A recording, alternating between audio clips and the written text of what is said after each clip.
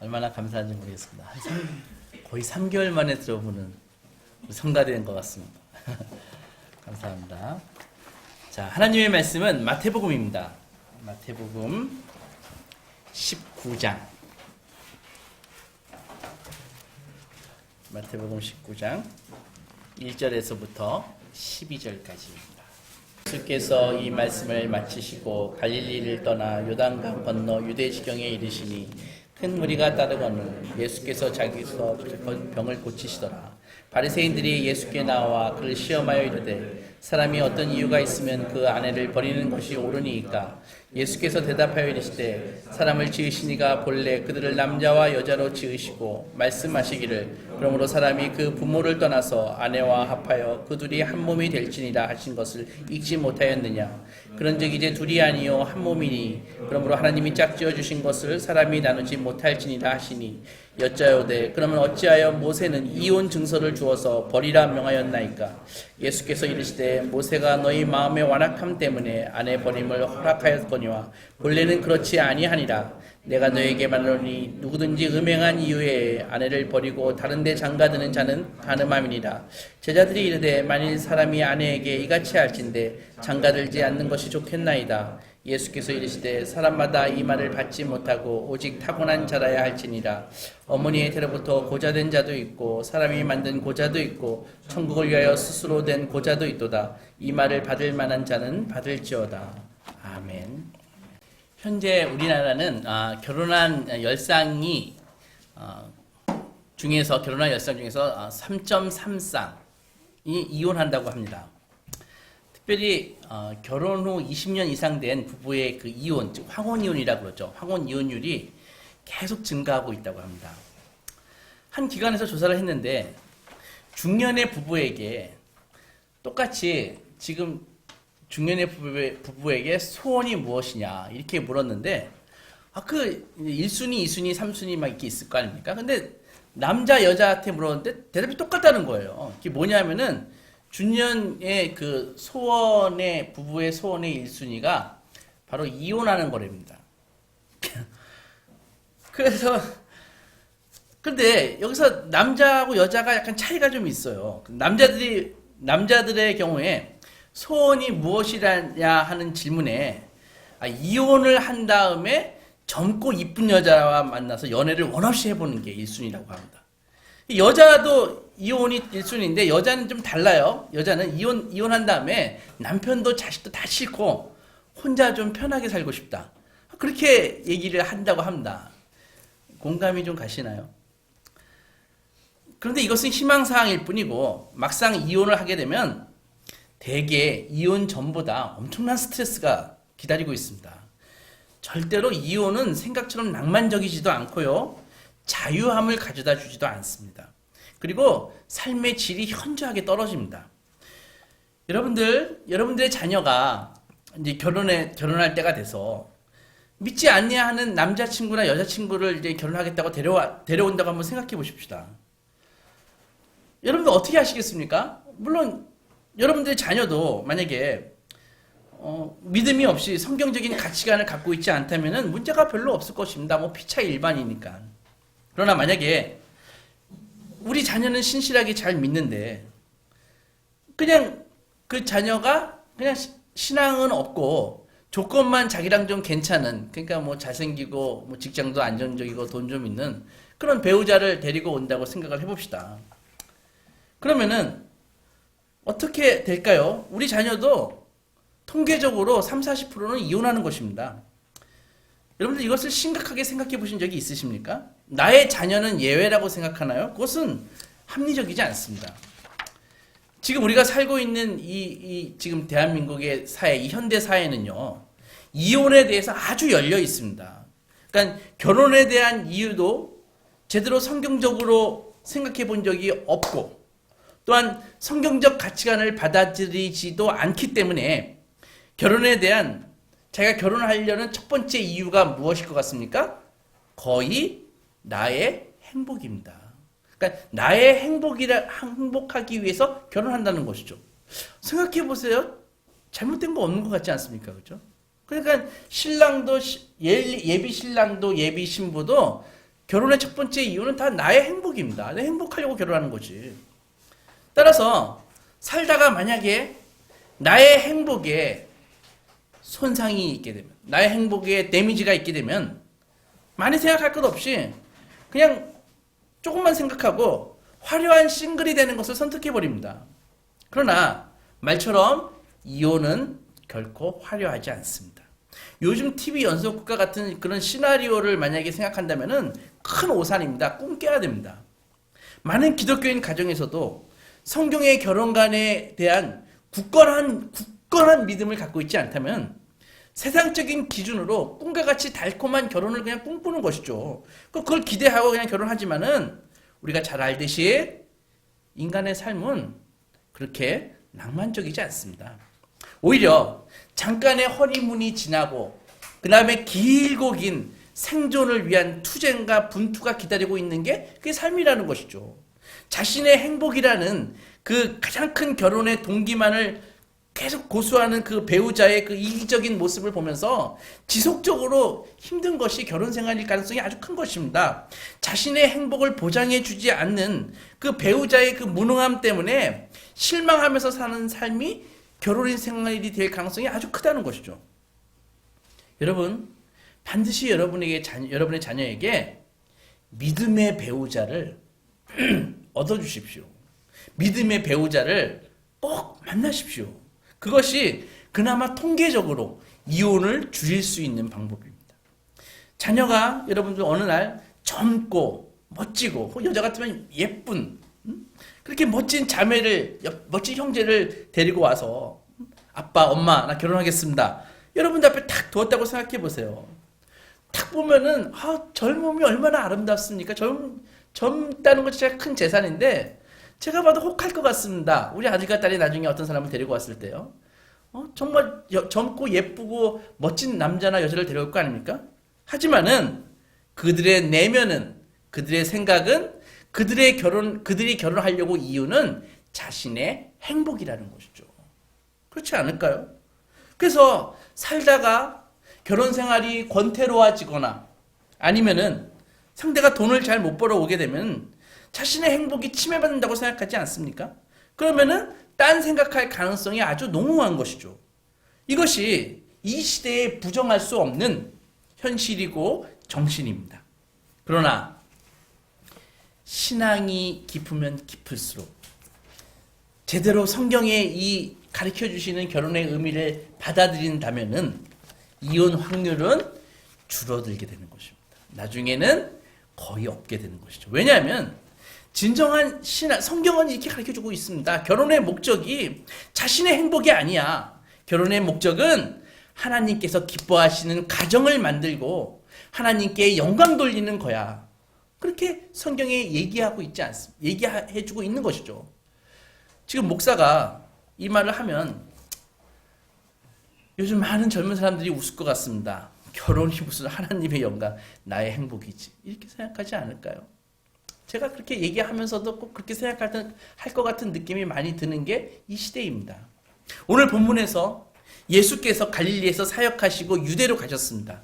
갈릴리는 예수님이 태어난 고향과 같은 그런 북쪽의 지방이고 이제 종교 정치 중심지인 유대로 예루살렘으로 가십니다. 거기에는 쟁쟁한 종교 지도자들이 있죠. 그 보자마자 예수님을 함정에 빠뜨리기 위해서 종교 지도자들이 질문을 합니다. 그때도 얘기했지만 어떻게 하나님이신 예수님을 만나가지고 정말 영생의 길이 무엇인지 진리의 길이 무엇인지 그거 물어도 현찬을 파네. 예수님을 질문으로 해가지고 함정에 빠뜨리려고 하는 시도 자체가 너무나 안타까운 생각, 정말 복 없는 사람들입니다. 그러나 예수님은 그 질문에 답변을 해주심으로써 오늘 우리에게 결혼에 대한 교훈을 예수님은 가르쳐주고 계시는 것이죠. 그 바리새인들은 질문했습니다. 예수님, 라삐여, 이유만 있다면 남자가 자기 아내를 버리고 이혼해도 문제 없지요? 무방하지요? 이게 질문이라는 것이죠. 질문의 요지는 이것입니다. 어떤 이유를 대면 아내를 버릴 수 있습니까? 이걸 질문이라고 하고 있는 것이죠. 이 질문에는 두 가지 함정이 있습니다. 첫째로 만약 예수님이 이런 이유를 들어서 아내를 버리는 것이 가능해 라고 말하면은 그들은 바로 공격할 것입니다. 뭐 사랑의 예수님이라면서 전혀 무슨 사랑의 예수님이 아내를 버리래? 이렇게 공격할 것입니다. 만약에 예수님이 아내를 버리면 안 돼 이렇게 말씀하시면은 그들도 바로 공격할 것입니다. 모세의 율법에 아내가 이런 이유가 있을 때 버려도 된다고 적혀 있는데 당신은 지금 율법을 범하고 있는 거야. 율법에 어긋난 지금 주장을 하고 있는 거야 라고 공격을 하는 것이죠. 그래서 어떤 답변을 해도 그들은 예수님을 공격할 마음의 준비를 하고 있는 것입니다.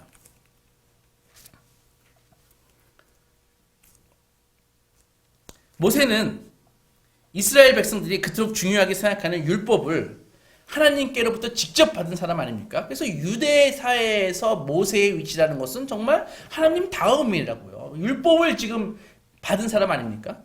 그들이 보기에 예수님은 단지 그냥 랍비, 선생에 불과했던 그런 것이었죠. 그렇기 때문에 예수께서 모세가 전해준 율법과 반대되는 의견을 제시하신다면 이것은 매우 심각한 문제가 될 수 있는 것입니다. 이런 사악한 의도를 가지고 예수님께 질문을 했는데 예수님께서는 이혼의 불가를 얘기하시기 전에 모세의 전통을 넘어 더 앞에 있는 창세기 2장에 하나님이 창조의 목적을 말씀하시는 것을 얘기하고 계십니다. 예수께서 대답하셨습니다. 창조주 하나님께서 처음부터 사람을 남자와 여자로 만드셨다. 너는 그 말씀을 읽지도 못했는가? 그러므로 남자와 여자는 부모를 떠나서 맺어져서 한 몸이 되는 것이다. 그래서 이 남자와 여자가 이 부부로서 맺어진 이 한 몸을, 이 유기적인 이 연합은 하나님이 창조하신 것이다. 누구도 그를 갈라놓아서는 하나님의 작품을 모독해서는 안 되는 것이다. 라고 예수께서는 말씀하셨습니다. 바리새인들이 바로 반박했습니다. 쏘아붙였죠. 그렇다면 모세는 왜 아내를 버릴 때 이혼 증서를 써가지고 버리라고 이렇게 얘기했습니까? 딱 이렇게 도전을 하는 것이죠. 그것이 예수께서는 바로 대답하셨습니다. 이것은 모세가 너희의 그 사악한 마음 때문에 이혼을 규정했지만 그것은 하나님의 처음 계획이 아니다. 너희는 하나님의 처음 계획을 따라야 된다. 계속해서 만일 너희가 정숙한 아내와 이혼하고 다른 여자와 결혼한다면 너희는 간음하는 것이다. 이렇게 예수께서는 말씀하시는 것입니다. 다만 배우자가 간음을 저지른 경우는 예외다라고 말씀하셨습니다. 여러분들 그리스도인들에게도 이혼이 허락되는 때가 있습니다. 오늘 본문에서 보면 예수님께서도 배우자가 음행을 지속적으로 저지르고 그럴 경우에는 이혼을 허락하셨습니다.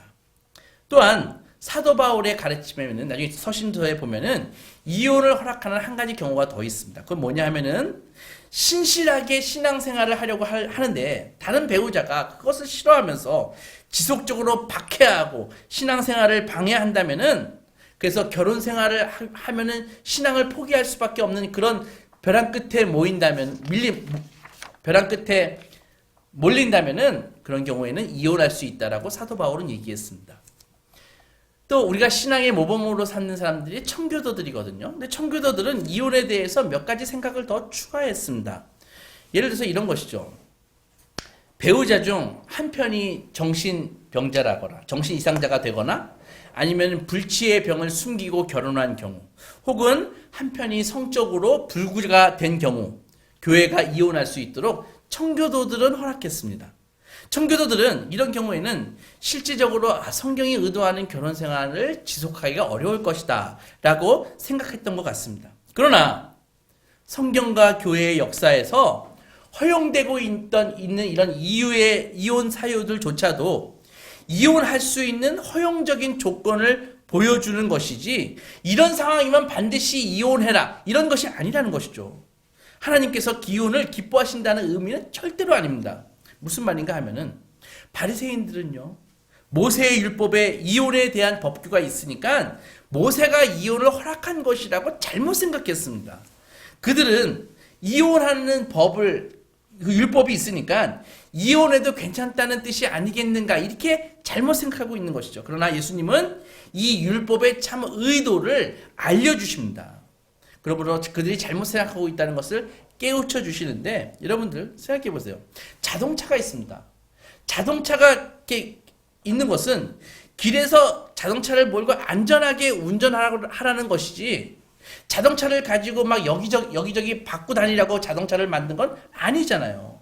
그렇지 않습니까? 그러니까 마찬가지입니다. 결혼도 한 여자와 한 남자가 만나서 평생 잘 살아가라는 것이 그게 결혼인 것이지, 한쪽이 원하면 갈라서서 다른 사람과 재결합하라고 만든 게 결혼이 아니라는 것이죠.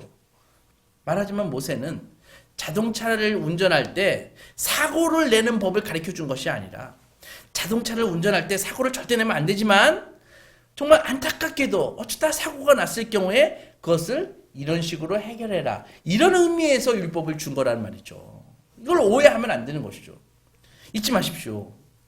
복음의 정신에 비추어 보면 이혼이 허락되는 경우라고 할지라도 용서하고 함께 살아가는 것이 하나님의 보시기에 더 아름다운 일임을 우리가 알 수 있는 것입니다. 마태복음 6장에서 너희가 사람의 잘못을 용서하면 너희 하늘 아버지께서도 너희의 잘못을 용서하시려니와, 이렇게 말씀하셨다고요. 고린도전서 7장에서 결혼한 자들에게 내가 명하노니 여자는 남편에게서 갈라서지 말고 남편도 아내를 버리지 말라, 이렇게 하셨습니다.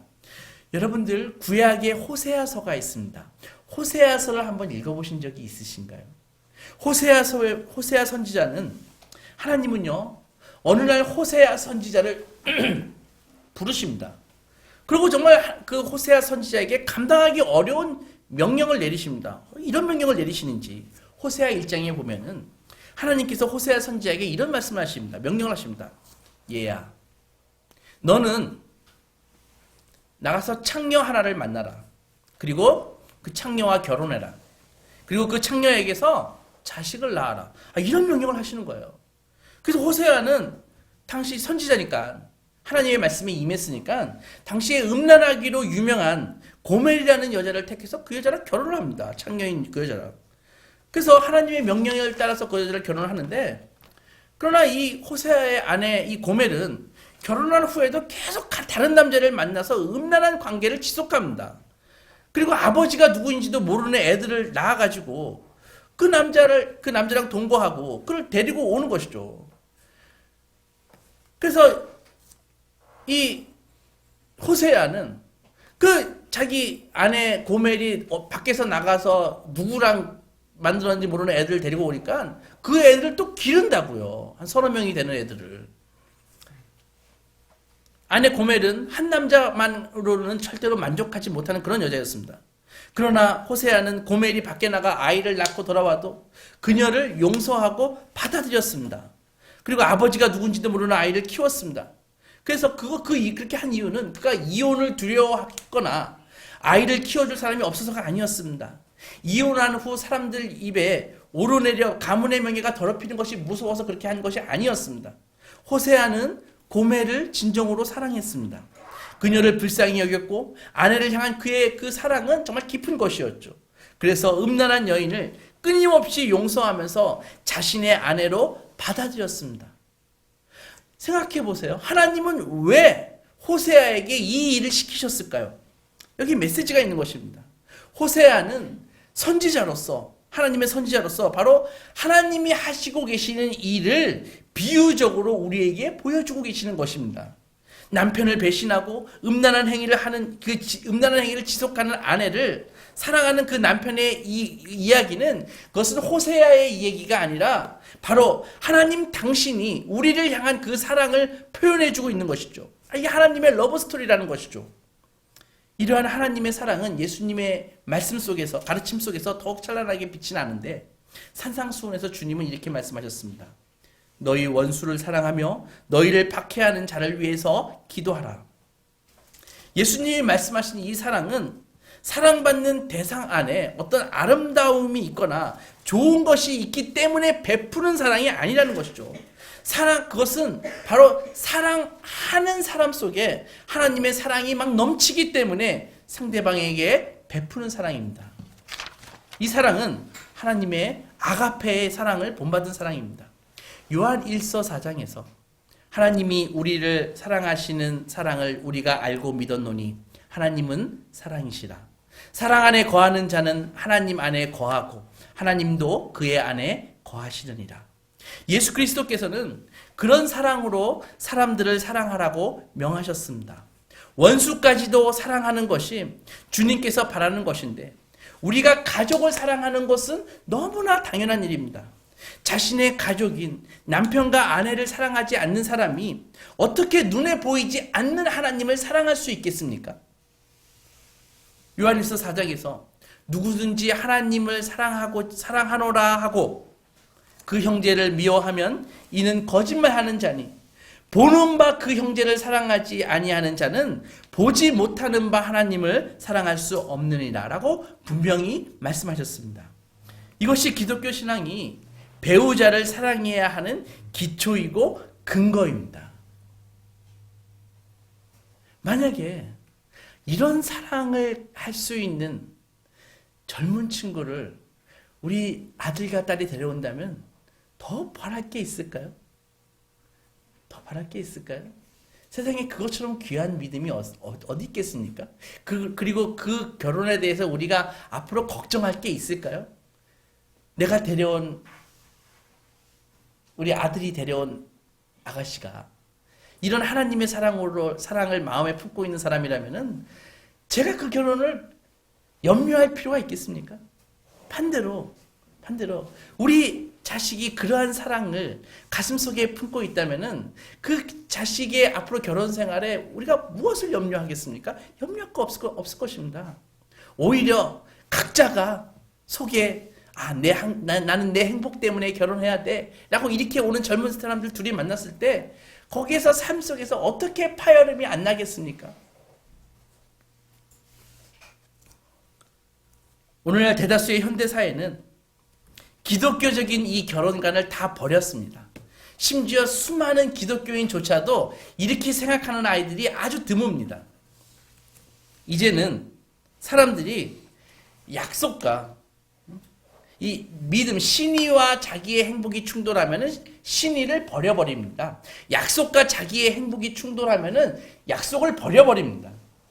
세상에 아이를 사랑으로 키울 의무가 자기의 행복과 충돌하면은 자기의 행복 추구권과 충돌하면은 버려버리는 것이죠.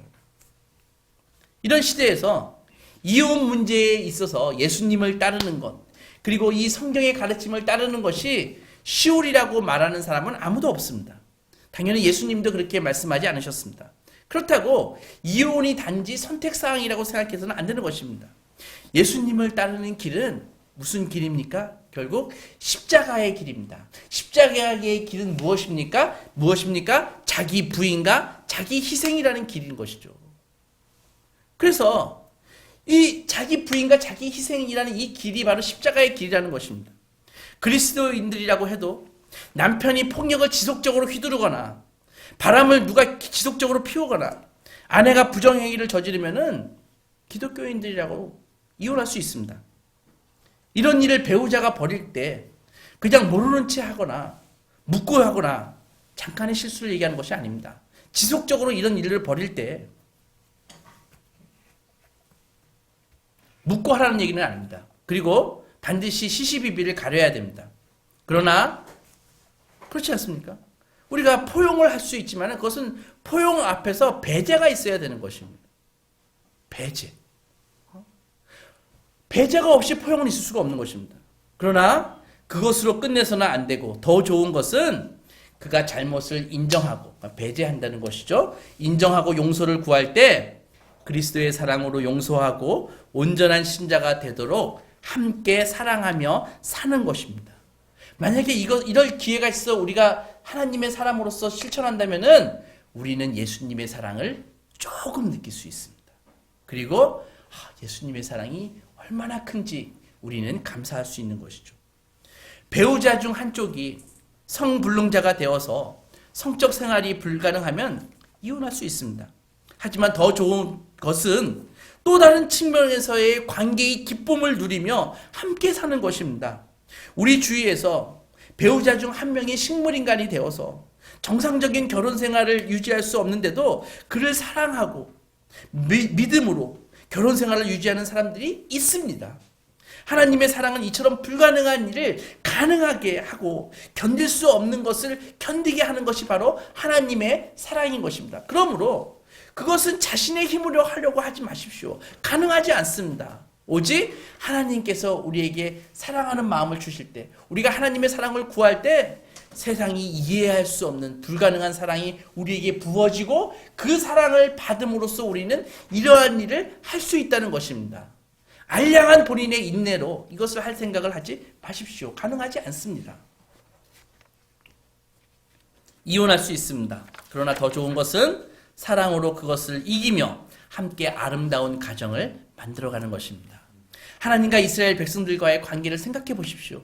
오늘날 예수 그리스도와 교회와의 관계를 생각해 보십시오. 우리가 이스라엘 백성들처럼 얼마나 자주 신랑 되신 예수님을 배신하고 세상으로 떠났습니까? 세상을 사랑해서 하나님을 무시하고 교회를 무시할 때가 얼마나 많이 있습니까? 그런데도 불구하고 예수 그리스도와 우리의 이 결혼의 서약은, 혼인 관계는 지속되지 않습니까? 지속되지 않아요. 예수님은 충분히 수백 번 우리와 이혼하셔도 우리는 할 말이 없는 존재 아닙니까? 그런데도 주님은 이 불량스러운 이 신부를 사랑으로 끊임없이 포용하셨습니다. 이것이 어떻게 가능합니까? 그것은 바로 변함없이 우리를 사랑하시고 7번씩 7번이라도 용서하시는 예수 그리스도의 사랑 때문에 우리와 예수님의 결혼 관계는 계속가는 것입니다. 한 사람이 운명처럼 생각하고 했던 그 결혼 관계를 깨야겠다고 마음을 먹고 이혼을 결정하기까지 정말 무수한 고민의 시간이 있었을 것입니다. 남모르는 수많은 시련과 고통이 있었을 것입니다. 그러나 우리를 결혼으로 인도하신 이 하나님의 섭리에는 실수가 없으십니다. 우리의 짧은 안목으로 보면 우리의 결혼이 고통과 모순밖에 없는 것처럼 보이지만 긴 안목으로 보면 지금은 우리의 이 작은 머리로 이해할 수 없지만 깊고 높은 방법으로 하나님께서 나의 결혼을 통해서 하나님의 뜻을 이루어 가심을 우리는 알 수 있는 것입니다. 그러므로 힘들 때 하나님의 신실하심과 선하심을 바라보십시오. 이혼을 생각할 수밖에 없는 시련 가운데서 하나님께서는 우리를 다듬고 우리를 다듬으시면서 가꾸고 계시면서 온전케 하실 것이라 믿으십시오. 사랑하는 소망교회 성도 여러분, 하나님께서는 모든 것을 알고 계십니다. 지금 우리가 어디로 가야 할지 잘 몰라도 하나님을 의지하고 따르면 그분은 외로운 자의 친구가 되어주시고 당신 자녀의 아버지가 되어주십니다. 우리 신랑 되신 예수께서 남편으로서 지금 충분히 사랑받지 못하고 있는 아내를 예수께서는 긍휼히 여기시고 사랑을 베풀어 주실 것입니다. 아내로부터 무시당하고 이해받지 못하고 상처받은 이 남편의 마음을 주님께서는 어루만져 주실 것입니다. 이것을 믿으면 비록 나의 아내가 좀 부족하고 우리 남편이 좀 약해도 여러분을 하나님의 사랑으로 이 기회가 그 약함, 아내의 그 무심함과 남편의 그 약함 이런 것들이 오히려 나를 하나님께로 인도하는 도구가 된다는 것입니다. 오래 참으셔야 됩니다. 어려움이 극심하여 도저히 견딜 수 없다고 여겨질 때마다 그리스도께서 여러분을 위해 어떻게 끝까지 사랑하셨는지를 사랑하고 계시는지를 생각하십시오. 결혼을 통해서 한 성도는 한 분이신 참 하나님의 형상을 이 세상에 나타내는 것입니다. 여러분, 결혼의 목적은 나의 행복이 아닙니다. 하나님이 사람을 남자와 여자로 만드시고 하나님의 형상이 가정을 통해서 이루어지기를 원하셨습니다. 결혼 생활을 잘 영위해서 진정으로 한 몸이 되려고 노력하는 일이 힘들고 대가도 크지만 그것이 아름다울 수밖에 없는 이유는 바로 이것이 결혼 생활을 통해서 주께서 여러분들에게 맡겨주신 주님의 사역인 것입니다. 결혼을 통해 성도가 예수 그리스도의 인내와 사랑으로 가정을 끝까지 잘 유지하고 자녀를 하나님께로 인도하는 삶을 살 때에 그 삶을 하나님께서 인정하시고 우리가 주님 만날 그때에 주께서 말씀하실 것입니다. 사랑하는 나의 아들아, 나의 딸아, 정말 힘들었지.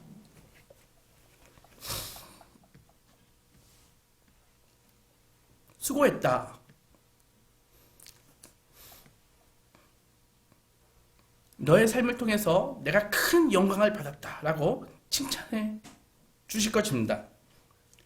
인내와 수고의 시간이 끝나고 주님 앞에 설 때 하나님께로부터 이 칭찬받는 소망의 자녀들이 되시기 주님의 이름으로 축원합니다. 아멘. 기도하겠습니다. 같이 묵상하겠습니다.